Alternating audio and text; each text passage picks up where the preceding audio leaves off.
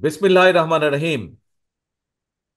আজকের এই জনসভার সম্মানিত সভাপতি, মঞ্চে উপস্থিত স্থায়ী কমিটির সম্মানিত সদস্য জনাব নজরুল ইসলাম খান, উপস্থিত সম্মানিত নেতা জনাব ফজলুর রহমান সহ উপস্থিত নেতৃবৃন্দ, মঞ্চে উপস্থিত আন্দোলনে শহীদ পরিবারের সদস্যবৃন্দ, উপস্থিত আন্দোলনে ক্ষতিগ্রস্ত পরিবারের সদস্যবৃন্দ, আমার সামনে উপস্থিত কিশোরগঞ্জবাসী, কিশোরগঞ্জের বিভিন্ন এলাকা থেকে আগত প্রিয় ভাই ও বোনেরা, আসসালাম আলাইকুম।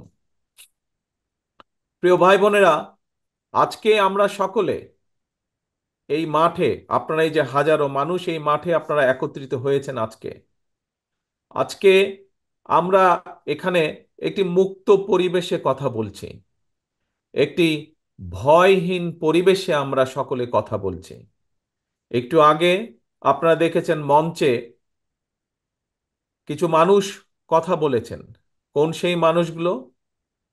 যেই মানুষগুলো স্বজনদেরকে তারা হারিয়েছেন বিগত স্বৈরাচার আন্দোলনের সময়। আমরা কিছু মানুষের বক্তব্য শুনেছি যারা নিজেরা শারীরিকভাবে ক্ষতিগ্রস্ত হয়েছেন, নির্যাতিত হয়েছেন, অত্যাচারিত হয়েছেন বিগত স্বৈরাচারের বিরুদ্ধে আন্দোলনের সময়। প্রিয় ভাই বোনেরা, এই যেই মানুষগুলোর কথা আমরা শুনেছি, সেই মানুষগুলোকে সম্মান জানানোর জন্য, শ্রদ্ধা জানানোর জন্য, সেই শহীদ পরিবারের স্বজনদেরকে, শহীদ পরিবারের সদস্যদেরকে সম্মান জানানোর জন্য আজ আমরা সকলে একত্রিত হয়েছি।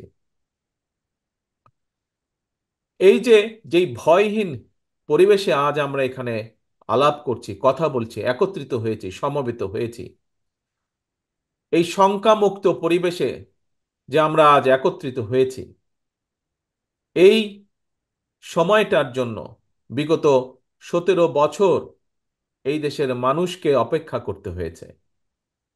এই পরিবেশটির জন্য দীর্ঘ 17 বছর এই দেশের মানুষকে আত্মত্যাগ করতে হয়েছে, সংগ্রাম করতে হয়েছে, প্রতিবাদ প্রতিরোধ গড়ে তুলতে হয়েছে।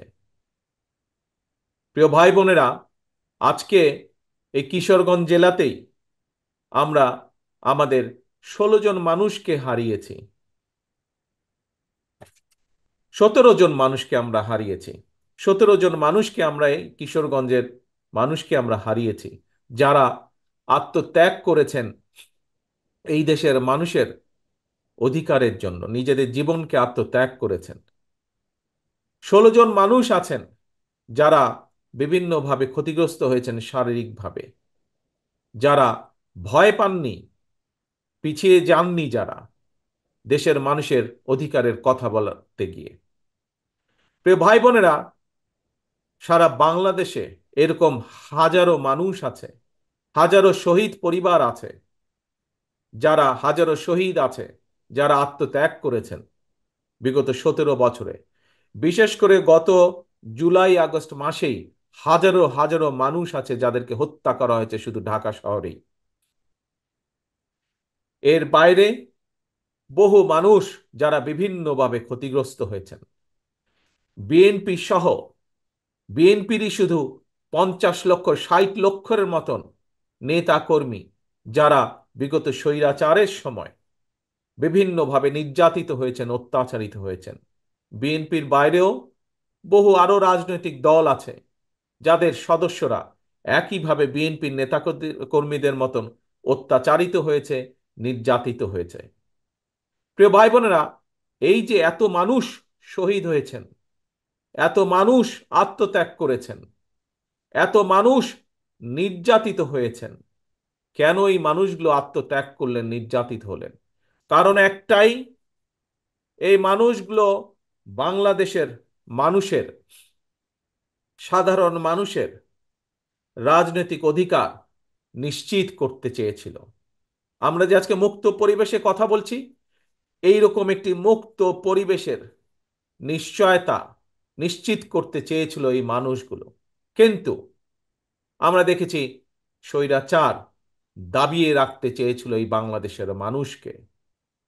প্রিয় ভাই বোনেরা, এই বাংলাদেশের মানুষ দেখিয়ে দিয়েছে যে তারা গুলির সামনে নিজেদের বুক পেতে দিতে রাজি, তারপরেও বাংলাদেশের মানুষ স্বৈরাচারকে মেনে নিতে রাজি না।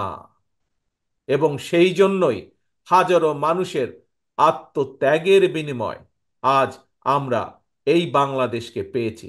৭১ সালে যেমন লক্ষ শহীদের আত্মত্যাগের বিনিময় এই দেশ স্বাধীন হয়েছিল, আবারও ২০২৪ সালের আগস্ট মাসে আমরা এই দেশের স্বাধীনতা, সার্বভৌমত্ব এবং মানুষের অধিকার নিশ্চিত করে স্বৈরাচারকে বিদায় করতে সক্ষম হয়েছি জনগণের সংগ্রামের মাধ্যমে, জন অভ্যুত্থানের মাধ্যমে। প্রিয় ভাই বোনেরা, এই যে এই আত্মত্যাগ, এই যে এই বিসর্জন, এটিকে আমাদের ধরে রাখতে হবে, এটির মূল্য আমাদেরকে দিতে হবে। আজকে সমগ্র বাংলাদেশের মানুষ একটি নতুন প্রত্যাশা নিয়ে সামনের দিকে তাকিয়ে আছে, ভবিষ্যতের দিকে তাকিয়ে আছে। অর্থাৎ বাংলাদেশের মানুষ যেই প্রত্যাশা নিয়ে সেই বিগত পতিত স্বৈরাচারের বিরুদ্ধে আন্দোলন করেছিল, সেই প্রত্যাশার প্রতিফলন ঘটাতে হবে। ১৯৭১ সালে যেভাবে মুক্তিযোদ্ধারা নিজেদের জীবন বিসর্জন দিয়েছিলেন, এটি সাম্যের বাংলাদেশ তৈরির জন্য, একটি মানবিক বাংলাদেশ তৈরির জন্য, যেই বাংলাদেশে মানুষ মুক্তভাবে কথা বলতে পারবে, যে বাংলাদেশে মানুষ তারা তাদের নিজেদের রাজনৈতিক অধিকার প্রয়োগ করতে পারবে, যে বাংলাদেশে মানুষ অর্থনৈতিকভাবে মুক্তি অর্জন করতে পারবে, সেই বাংলাদেশকে আমাদের গড়ে তুলতে হবে। প্রিয় ভাই বোনেরা, আজ স্বৈরাচারের পতন হয়েছে। স্বৈরাচারের পতন হবার পরেও স্বৈরাচারের কিছু প্রেতাত্মারা কিন্তু এখনো দেশে রয়ে গিয়েছে। আমরা বারে বারে বলেছি, আমরা বারে বারে বলছি, আবারও বলেছি, আবারও বলতে চাই যে আজকে লাখো জনতার আত্মত্যাগের বিনিময় যে অন্তর্বর্তীকালীন সরকার প্রতিষ্ঠিত হয়েছে, এই সরকার জনগণের রাজনৈতিক যে প্রত্যাশা, জনগণের রাজনৈতিক যে অধিকার, যার জন্য বাংলাদেশের মানুষ বিগত ১৭ বছর ধরে সংগ্রাম করছে, সেই অধিকার যাতে সঠিকভাবে প্রতিষ্ঠিত হয়, তার জন্য তারা পদক্ষেপ গ্রহণ করবে। কিন্তু কিন্তু এটিও সতর্কভাবে খেয়াল রাখতে হবে আমাদেরকে যে তারা এই কাজটি, জনগণের এই কাজটি করতে গিয়ে, জনগণের রাজনৈতিক অধিকার প্রতিষ্ঠা যে কাজ, সেটি করতে গিয়ে এমন কোনো পরিস্থিতির উদ্ভব যেন না হয় যাতে করে অন্য স্বৈরাচার আবার কোনো ষড়যন্ত্র করার সুযোগ পায়। স্বৈরাচারের প্রেতাত্মারা বসে নেই, তারা তাদের ষড়যন্ত্রকে অব্যাহত রেখেছে। কাজে প্রিয় ভাই বোনেরা, গণতন্ত্রের পক্ষের সকল রাজনৈতিক দল, গণতন্ত্রের পক্ষের প্রতিটি মানুষকে আজ সতর্ক থাকতে হবে, সজাগ থাকতে হবে। একইভাবে যেরকম আমরা এই অন্তর্বর্তীকালীন সরকারকে সহযোগিতা করব, একই সাথে তাদেরকে, আমাদেরকে এটাও বলবে যে কোথায় কি সমস্যা হচ্ছে এবং কিভাবে তার সমাধান করতে হবে, সেই সহযোগিতা আমাদের তাদেরকে দিতে হবে। প্রিয় ভাই বোনেরা, আজকে সমগ্র বাংলাদেশের মানুষ প্রত্যাশা করছে, কি প্রত্যাশা করছে? যে তাদের প্রিয় দল, বাংলাদেশ জাতীয়তাবাদী দল বিএনপি, ইনশাল্লাহ জনগণের সমর্থন নিয়ে আগামীতে সরকার গঠন করতে সক্ষম হলে বাংলাদেশের মানুষের প্রত্যাশার যেই বাংলাদেশ, সেই প্রত্যাশার বাংলাদেশ গড়ে তোলার কাজ করবে। প্রিয় ভাই বোনেরা, গত কয়েকদিন ধরে আমি একটি কথা বলেছি, নিশ্চয়ই আপনারাও সেই কথাগুলো শুনেছেন, বিভিন্ন জনসভায় আমি বলেছি। আজ আপনাদের সামনেও সেই কথা বলতে চাই। আমরা একটি পর্যায় অতিক্রম করে এসেছি, যেই পর্যায়টা ছিল স্বৈরাচারের পতন ঘটিয়ে দেশের মানুষের কে মুক্ত করা। প্রিয় ভাই বোনেরা, স্বৈরাচারের পতন হয়েছে, বাংলাদেশের মানুষ স্বৈরাচার মুক্ত হয়েছে। একটু আগেই আমি বলেছি, স্বৈরাচারের পতন হয়েছে বলেই সকল বিপদ কেটে যায়নি, এখনো সামনে বিপদ আছে, আমাদেরকে এই ব্যাপারে সতর্ক থাকতে হবে। কিন্তু এর পাশাপাশি আমাদেরকে দেশ গড়ে তুলতে হবে, দেশকে ঐক্যবদ্ধ করতে হবে, দেশকে সামনে নিয়ে যেতে হবে। পৃথিবীর বুকে বাংলাদেশকে গড়ে তুলতে হবে একটি সম্ভাবনাময় দেশ, একটি সম্ভাবনাময় জাতি হিসাবে। প্রিয় ভাই বোনেরা, আমার বক্তব্যে আমি বলেছি যে শুধুমাত্র রাজনৈতিক মুক্তি হলে, রাজনৈতিক অধিকার প্রতিষ্ঠা হলেই সকল কিছু হয়ে যায় না। রাজনৈতিক ক্ষমতা অর্জন, রাজনৈতিক অধিকার প্রতিষ্ঠা পাশাপাশি আমাদেরকে বাংলাদেশের মানুষের অর্থনৈতিক মুক্তির সংগ্রামেও জয় যুক্ত হতে হবে। বাংলাদেশের মানুষের অর্থনৈতিক সংগ্রামেও আমাদেরকে জয় পেতে হবে। তাহলেই একমাত্র আমরা আমাদের যে আন্দোলন, সেইটির কাঙ্ক্ষিত লক্ষ্যে আমরা পৌঁছতে সক্ষম হব।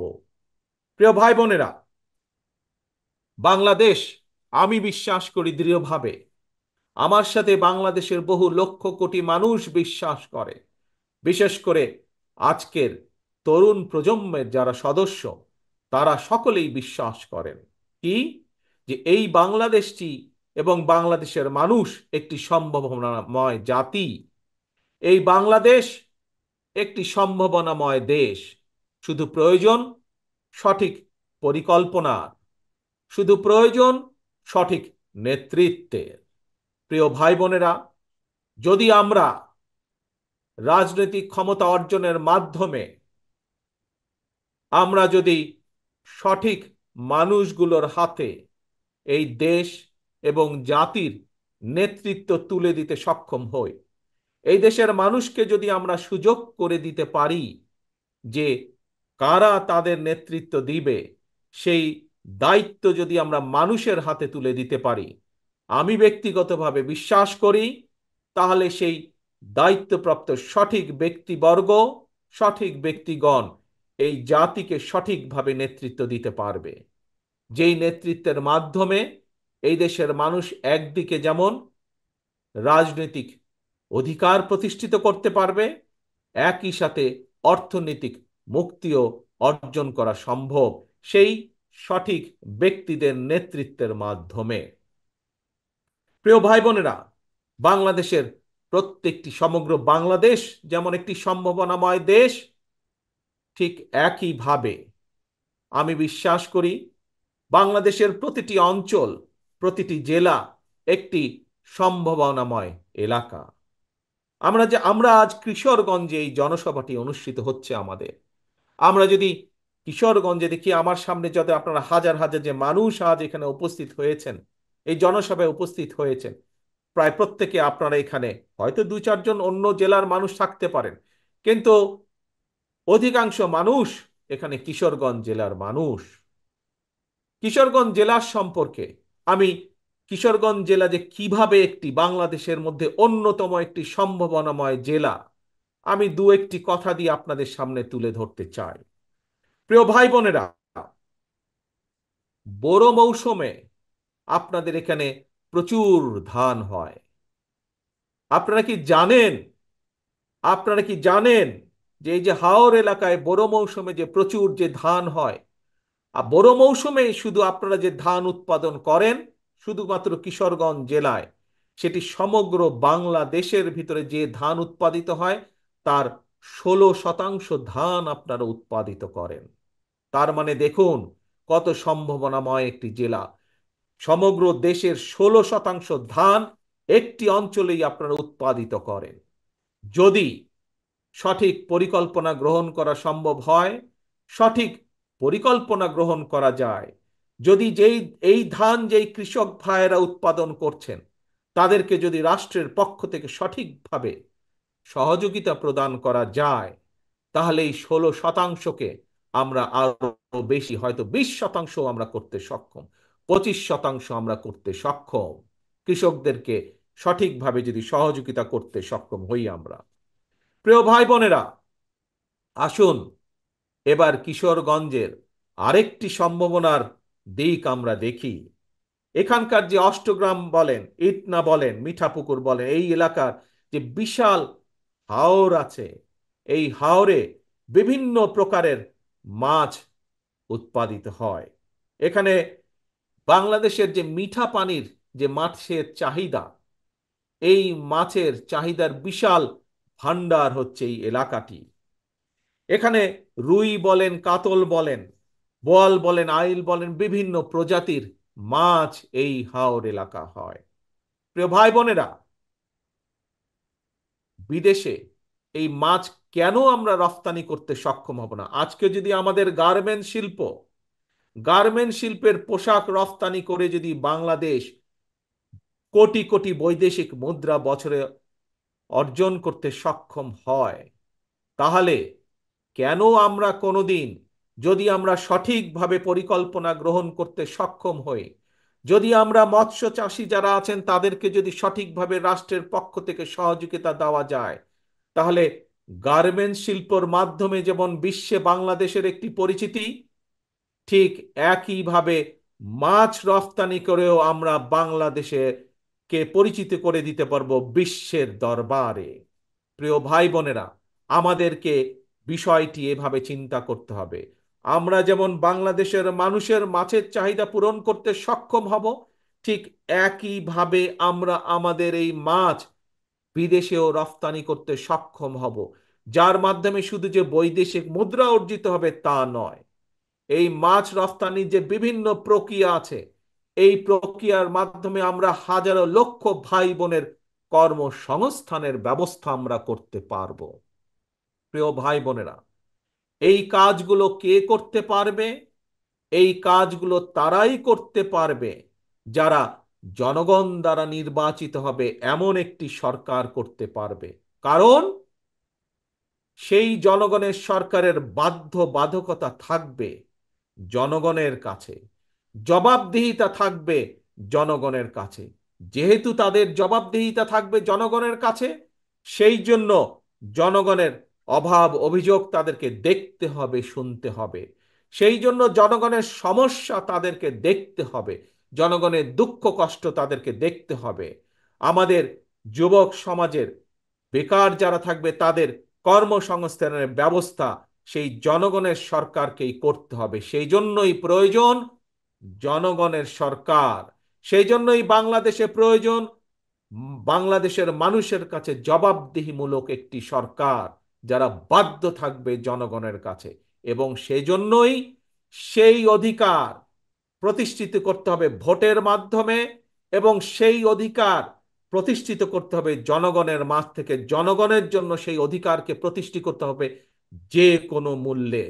আজকে যে শহীদ পরিবারগুলো আমাদের সামনে আছে, এই পরিবারের সদস্য যারা শহীদ হয়েছেন, তারা এই অধিকার অর্জনের জন্যই শহীদ হয়েছেন।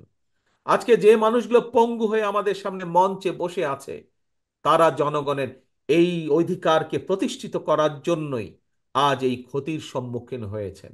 যেদিন বাংলাদেশে মানুষের এই অধিকার প্রতিষ্ঠিত হবে, সেদিন তাদের এই ত্যাগ এই ত্যাগের সঠিক মূল্যায়ন করা হবে। প্রিয় ভাই বোনেরা, আপনাদের এই কিশোরগঞ্জের আরেকটি সম্ভাবনা আছে, যে সম্ভাবনাটি আমি আপনাদের সাথে তুলে ধরতে চাই। হয়তো অনেকেই সেই সম্ভাবনাটি বিষয় অনেকেই জানা নেই, কারণ এইটির ব্যাপারে খুব বেশি প্রচার বা প্রসারও নেই। সেটি কি হচ্ছে? সেটি হচ্ছে কিশোরগঞ্জের অষ্টগ্রামের যে পনির। এই পনিরের কথা জানেন অনেক মানুষ, কিন্তু বহু মানুষ জানেন না। এই পনিরকে আমরা বিশ্বে পরিচিত করতে পারি এই পনিরের উৎপাদনের মাধ্যমে, যদি সঠিক সঠিক পরিকল্পনা গ্রহণ করা হয়, তাহলে বিশ্বের বুকে এই পনিরকে আমরা ছড়িয়ে দিতে পারি। এবং বিশ্বের বুকে ছড়িয়ে দিয়ে যেমন আমরা সুনাম অর্জন করতে পারি শুধু পনির ছড়িয়ে দেওয়ার মাধ্যমে, সবচেয়ে বড় যে বিষয়টি অর্জিত হবে এর মাধ্যমে, বহু ভাই বোনের কর্মসংস্থানের ব্যবস্থা করতে আমরা সক্ষম হব। প্রিয় ভাই বোনেরা, আমি আগেই বলেছি, বাংলাদেশ জাতীয়তাবাদী দল বিএনপির প্রধান যেই লক্ষ্য, একটি হচ্ছে জনগণের রাজনৈতিক অধিকার প্রতিষ্ঠার সংগ্রাম। একই সাথে আরেকটি যে প্রধান লক্ষ্য, সেটি হচ্ছে জনগণের অর্থনৈতিক মুক্তি অর্জন। আমরা জনগণকে, সমগ্র বাংলাদেশের, আমরা স্বৈরাচারের আমলে দেখেছি তাদের কিছু কিছু লোককে তারা অনেকভাবে অনেক কিছু করেছে। এরই ভিতরে আপনারা দেখেছেন কিভাবে বিদেশে তাদের শত শত বাড়ি ঘর তারা তৈরি করেছে, এই জনগণের অর্থ পাচার করে বিগত 17 বছর ধরে। কিন্তু বিএনপি গুটি সংখ্যক লোক না। বিএনপি চায়, বাংলাদেশ জাতীয়তাবাদী দল চায়, এই যে আপনারা আজকে মাঠে যে হাজার হাজার মানুষ যারা এখানে উপস্থিত হয়েছেন, আপনাদের মতন সারা বাংলাদেশে এরকম গ্রামে গঞ্জে ছড়িয়ে থাকা যে কোটি কোটি মানুষ, সাধারণ মানুষ আছে, প্রত্যেকটি মানুষকে অর্থনৈতিকভাবে শক্তিশালী বুনিয়াদের উপরে বিএনপি মানুষকে প্রতিষ্ঠিত করতে চায়। এটি হচ্ছে বাংলাদেশ জাতীয়তাবাদী দলের অন্যতম লক্ষ্য। প্রিয় ভাই বোনেরা, এখন আপনাদের সামনে আমি আমার একটি ইচ্ছার কথা তুলে ধরতে চাই। একজন রাজনৈতিক কর্মী হিসাবে এইখানে মঞ্চে যেমন আমার বহু নেতৃবৃন্দ বসে আছেন, প্রত্যেকটি নেতৃবৃন্দ, প্রত্যেকটি কর্মী, রাজনৈতিক কর্মীর মনের মধ্যে কিন্তু একটি বাসনা থাকে, ইচ্ছা থাকে। কি সেটি? যে একজন রাজনৈতিক কর্মী হিসাবে যখন তার সামনে সুযোগ আসবে, সে তার এলাকার জন্য, সে তার এলাকার মানুষের জন্য কিছু কাজ করতে চায়। হয়তো কেউ কেউ তার যেই মাপের কর্মী বা যেই মাপের নেতা, সে সেভাবে চিন্তা করার চেষ্টা করে। কেউ চায় তার এলাকার, সে যদি সুযোগ পায় তাহলে তার এলাকার একটি রাস্তা সে তৈরি করবে। কেউ চায় সে যদি সুযোগ পায়, তার পক্ষে যদি সম্ভব হয়, এলাকার মানুষের সমস্যা হয়তো একটি ব্রিজ, সেই ব্রিজটি তৈরি করবে। কেউ চায় স্কুল স্থাপন করতে, কেউ চায় হাসপাতাল স্থাপন করতে এলাকার মানুষের জন্য, একজন রাজনৈতিক কর্মী হিসাবে। প্রিয় ভাই বোনেরা, আমিও একজন রাজনৈতিক কর্মী। আমারও একটি ইচ্ছা আছে যে কোনোদিন যদি আল্লাহর রহমতে বাংলাদেশের মানুষের সমর্থনে আমাদের পক্ষে যদি সম্ভব হয় দেশের জন্য কাজ করার অতীতের মতন, দেশের মানুষের জন্য কাজ করার অতীতের মতন, তাহলে আগামী দিনে আমি একটি কাজ করতে চাই এই বাংলাদেশের মানুষের জন্য। বিশেষ করে গ্রাম থেকে শুরু করব এই কাজটি। ধীরে ধীরে হয়তো শহর পর্যায়ে যাব আমরা, কিন্তু যেহেতু বাংলাদেশের অধিকাংশ মানুষ বসবাস করেন বাংলাদেশের গ্রামগুলোতে, জেলা পর্যায়ে, উপজেলা বা থানা পর্যায়ে, গ্রাম পর্যায়ে, সেই জন্য তাদের কাছে এই পরিকল্পনা বা কাজটি আমি নিয়ে যেতে চাই। কি সেই আমার পরিকল্পনা? আমার পরিকল্পনাটি হচ্ছে প্রত্যেকটি পরিবারের জন্য, মানুষ নয়, পরিবার হিসাবে আমরা বাংলাদেশে কতগুলো পরিবার আছে সেই পরিবারগুলোকে আমরা নির্দিষ্ট করব, এবং প্রতি পরিবারকে আমরা রাষ্ট্রের পক্ষ থেকে একটি ফ্যামিলি কার্ড দিব। কি কার্ড? ফ্যামিলি কার্ড দিব। এখন জিজ্ঞেস করতে পারেন এই ফ্যামিলি কার্ডটি কি? এই ফ্যামিলি কার্ডটি হবে সেই পরিবারের মায়ের নামে, বা সেই পরিবারের যে গৃহিণী থাকবেন তার নামে এই ফ্যামিলি কার্ডটি হবে। রাষ্ট্রের পক্ষ থেকে আমরা গ্রাম থেকে শুরু করে থানা জেলা পর্যায় পর্যন্ত আমরা প্রত্যেকটি পরিবারকে চেষ্টা করব একটি পরিবারের মাসিক যে প্রয়োজনীয় খাদ্যদ্রব্য যেগুলো প্রয়োজন, তার মধ্যে কিছু সংখ্যক খাদ্যদ্রব্যের একটি নির্দিষ্ট পরিমাণ সহযোগিতা করার জন্য, যাতে করে প্রত্যেকটি পরিবারের উপরে,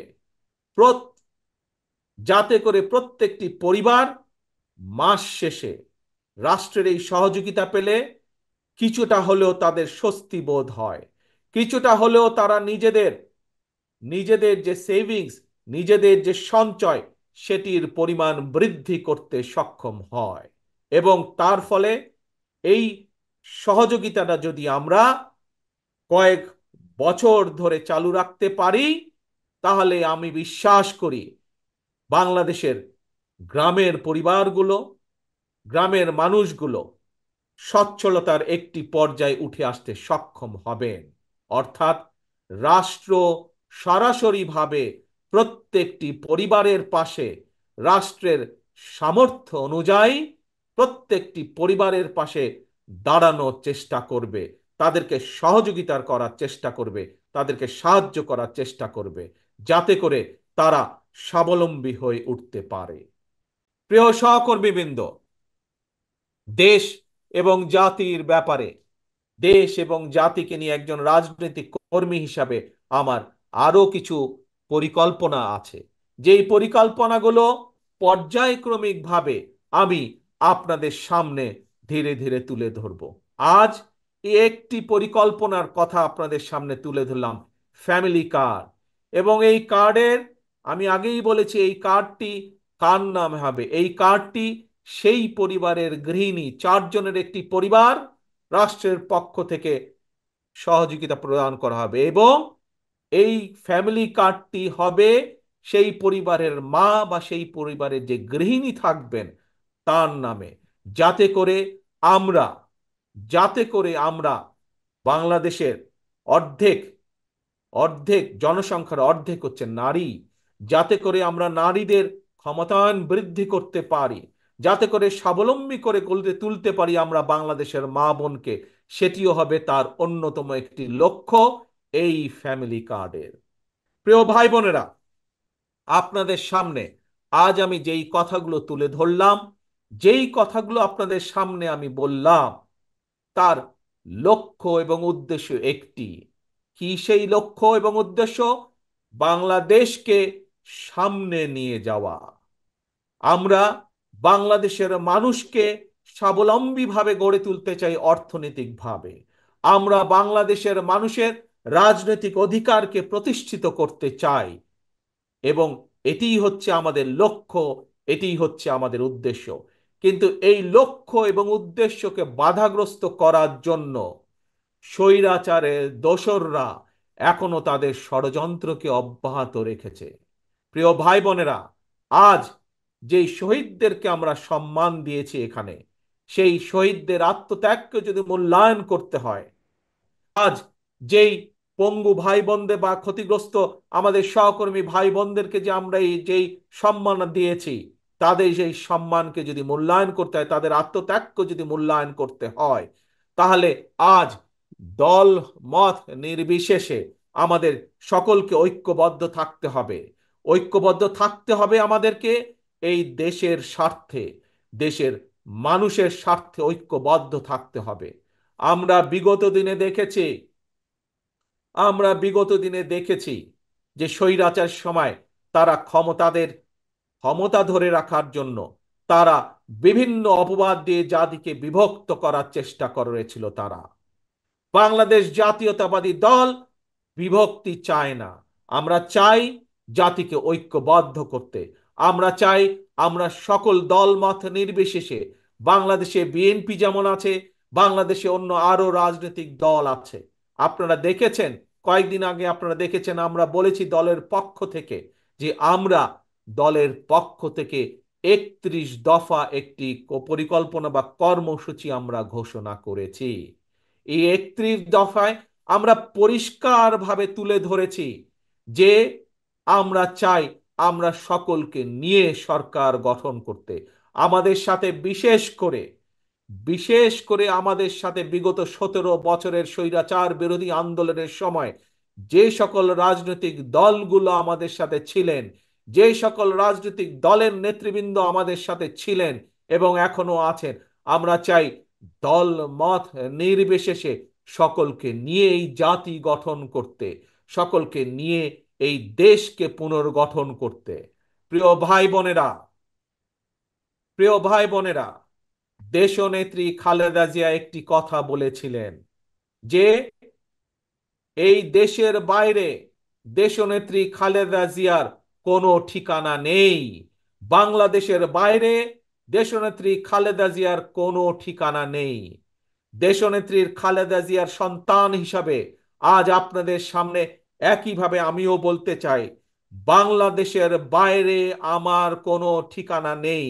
কাজেই এই দেশই আমার ঠিকানা, এই দেশই আমার প্রথম ঠিকানা, এই দেশই আমার শেষ ঠিকানা। কাজেই এই দেশকে জন্য আমরা, এই দেশের মানুষের ভালো কিছু করার জন্য আমাদের সকল প্রকার সকল প্রকার আমাদের সব সব রকম প্রচেষ্টা আমাদের থাকবে। প্রিয় ভাই বোনেরা, কাজেই এই দেশই আমাদের প্রথম, এই দেশই আমাদের শেষ বাংলাদেশ। আসুন আজকে আমরা এখানে সকলে মিলে প্রতিজ্ঞা গ্রহণ করি। কি সেই প্রতিজ্ঞা? যেই শত হাজার মানুষ আত্মত্যাগ করেছেন স্বৈরাচারকে বিদায়ের জন্য, যেই হাজারো মানুষ নিজেদের ক্ষতির সম্মুখীন হয়েও দমে যাননি স্বৈরাচারকে বিদায় করার জন্য, সেই মানুষগুলোকে সম্মাননা জানিয়ে, সেই মানুষগুলোর আত্মত্যাগকে মূল্যায়ন করে আমরা সকলে ঐক্যবদ্ধ থাকি।